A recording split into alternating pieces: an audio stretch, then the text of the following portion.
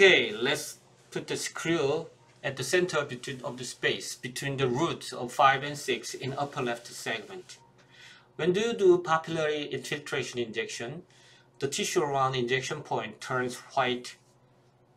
Then you can clearly see where the mucogingival junction is. That is the border between attached and free gingiva. So this is attached gingiva. In typodontal, let's suppose there is a thin line as mucogingival junction.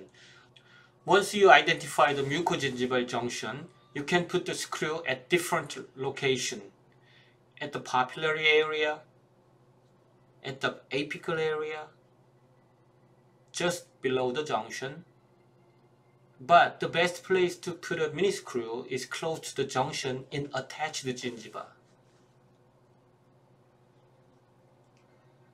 Actually, in clinic, with a dental probe, mark here by pressing the tissue gently. Then the tissue was compressed. And we can see the thin line between the roots. As an insertion point, I'm going to choose a dot where on the line marked and unattached gingiva and close to the border. Once the insertion point is determined, pick up the 1.6 mm in diameter, 6 or 8 mm long screw according to the thickness of the soft tissue. At this time, I pick 8 mm long one. Place the tip of screw at the insertion point and set the path of insertion mediodistally, not heading to neither medially or distally, just aim the center between the roots. And occlusogingivally, not heading to neither gingivally or occlusally. At the beginning, set the occlusogingival path almost 90 degrees to the bone surface. By doing so, we can prevent the screw from slipping at the start of insertion. But this is not the final occlusogingival path. After setting up the initial insertion path, use your palm grip rather than pencil grip. With palm grip like this, while maintaining the path constantly, press against to the bone gently and then start to turn the handle clockwise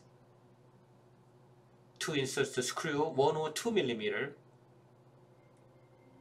After inserting 1 or 2 mm, stop the insertion and turn the shaft in the opposite direction to retract or pull back about half. Then change the occlusogingival path about 20 to 30 degrees apically. After checking the final path again, restart to turn clockwise to finish the insertion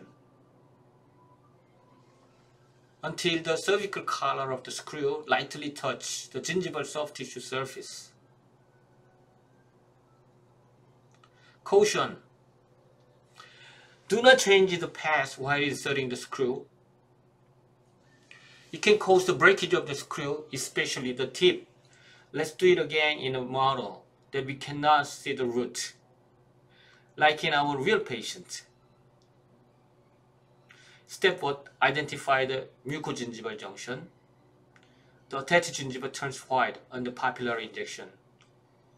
Do not anesthetize the whole tooth. Anesthetize only around the insertion point. You can see the tissue turn white under the injection, and the junction can be identified easily.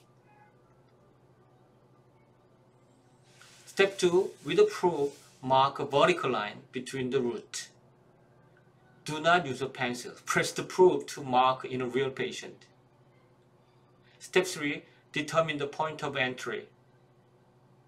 You can put the screw anywhere along the line, but in the attached gingiva as much as possible. Gingival margin area, the space is narrow. and the bone is very thin. Apically, there is more wide space, thick cortical bone, but mucosa is very movable.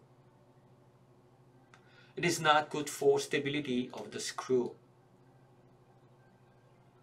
So the first choice of entry point will be close to the junction in attached gingiva. Step 4. Set the initial path of insertion.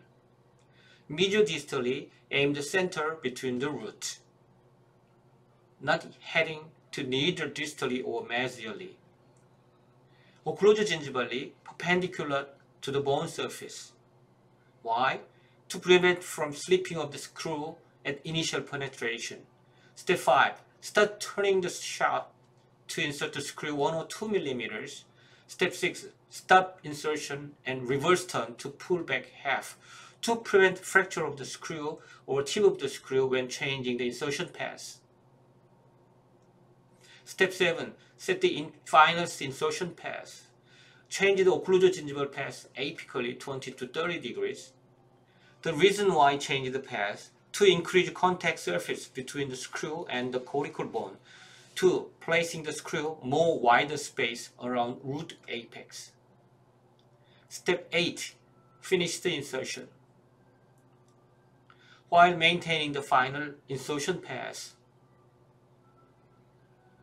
keep turning clockwise until the collar of the screw lightly touches the soft tissue surface.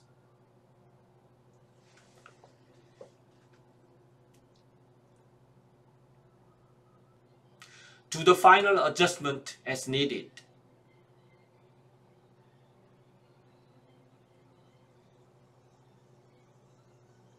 Notice the screw was angulated slightly toward the apex. Finally, the screw successfully has been placed.